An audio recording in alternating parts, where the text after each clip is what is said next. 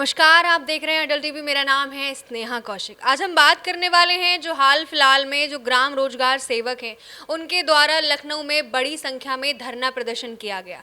आखिरकार वो धरना प्रदर्शन क्यों किया गया, इसका क्या कारण था और उसके परिणाम क्या निकले, आज हम इसी मुद्दे पर बात करने वाले हैं अपनी सहयोगी मधुलिका से। तो मधुलिका, सबसे पहले आपका बहुत बहुत स्वागत है।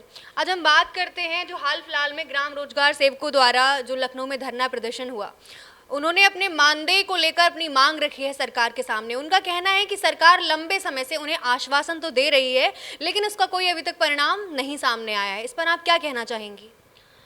इसने 1 जुलाई को देखने को मिला था कि भारी संख्या में लखनऊ के इको गार्डन में ग्राम रोजगार सेवक जो हैं वो धरना प्रदर्शन करने के लिए आए थे। इसके पीछे का एक बड़ा कारण ये था क्योंकि 1 तारीख से वीबीजी रामजी योजना जो है वो धरातल पर लागू हो रही है। अब मनरेगा का नाम बदल दिया गया है, अब उसे वीबीजी रामजी योजना के नाम से जाना जाएगा। तो साफ तौर पर कर्मचारियों का ये कहना है कि इनकी योजना का नाम तो बदल दिया गया, लेकिन इनकी स्थितियों में कब बदलाव देखने को मिलेगा। 1 तारीख को जब ये कर्मचारी राजधानी लखनऊ के इको गार्डन में पहुंचे हुए थे, उस वक्त पर अटल टीवी की टीम से बातचीत करते हुए उनके द्वारा साफ तौर पर यह बात कही गई है कि उनका जो मानदेय है वो बहुत अल्प है। इस महंगाई के ज़माने में इतने अल्प मानदेय में उनका जीवन यापन करना काफ़ी ज़्यादा कठिन होता हुआ चला जा रहा है। और बात करें अगर मानदेय की, तो समय से मानदेय नहीं आ पा रहा है। कहीं 12 महीने का, कहीं 15 महीने पर, कहीं 1.5 साल का, इस तरह से मानदेय उनका बकाया है। और जब सरकार से इस विषय में बातचीत की जाती है तो सरकार के द्वारा साफ तौर पर इन कर्मचारियों को आश्वासन दे दिया जाता है और कहा जाता है कि आने वाले वक्त में आपकी समस्याओं का हल कर दिया जाएगा।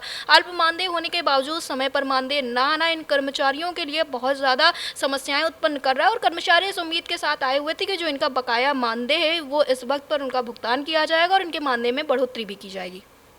अच्छा मधुलिका, एक सवाल और भी है कि कर्मचारियों का कहना है कि वो लगभग 2 दशकों से इस योजना से जुड़े हैं। अब समय से उनका मानदेय ना आने के कारण उनके परिवार को आर्थिक स्थिति जो उनकी परिवार की है वो खराब हो चुकी है। तो उनका कहना है कि सरकार इसमें सुधार कब करेगी और कैसे करेगी। उनके परिवार को गंभीर हालातों से होकर गुजरना पड़ रहा है।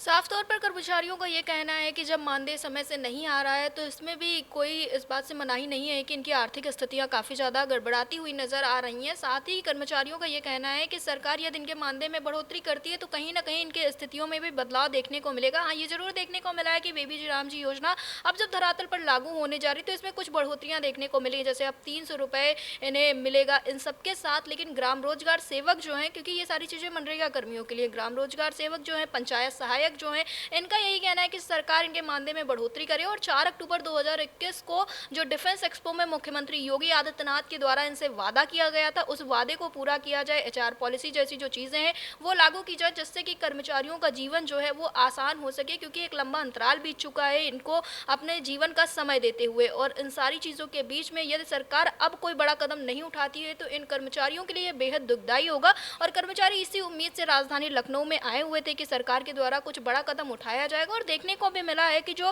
कार्यक्रम हुआ है उसका प्रतिफल कहीं ना कहीं सकारात्मक निकलकर सामने आया है। कर्मचारियों को 3 जो बिंदु थे उस पर सहमति जताई गई है। अब देखना ही होगा कि आखिरकार जो सहमति जताई गई है उसको लेकर सरकार के द्वारा कब धरातल पर चीज़ों को लागू करवाया जाएगा।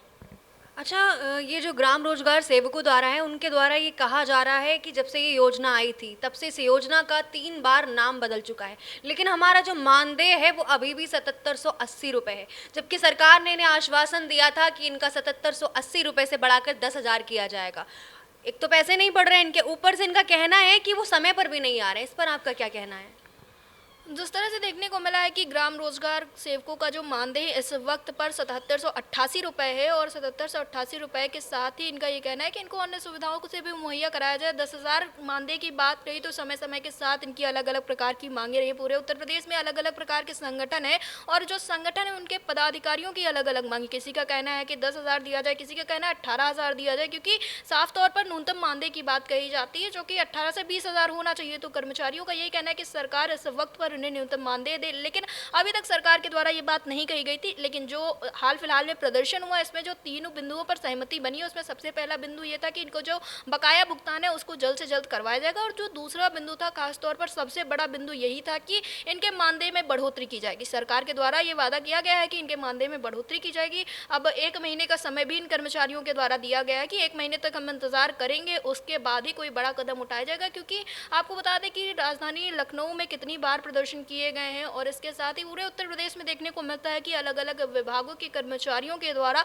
अलग अलग तरीके से अपनी नाराजगी जताई जाती है और हर बार उन्हें आश्वासन ही दिया जाता है, ना कि इनकी समस्याओं का हल किया जाता है। तो कर्मचारियों के बीच में इस बात की भी आशंका है कि इस बार भी कहीं उन्हें महज आश्वासन ही ना मिला और फिलहाल तो कर्मचारी इस उम्मीद से अपने घर गए हुए हैं कि आगे के आने वाले समय में या 1 महीने के भीतर भीतर इनकी समस्याओं का हल कर दिया जाएगा। अब 1 महीने के बाद ही ये चीज़ें साफ होती हुई नजर आएंगी कि आखिर सरकार कितनी ज़्यादा संवेदनशील है इन ग्राम रोजगार सेवकों को लेकर। अच्छा, ये जो बड़ी संख्या में जो धरना प्रदर्शन किया गया है ग्राम रोजगार सेवकों द्वारा अपने मानदेय को लेकर, उसका क्या निष्कर्ष सामने आया है?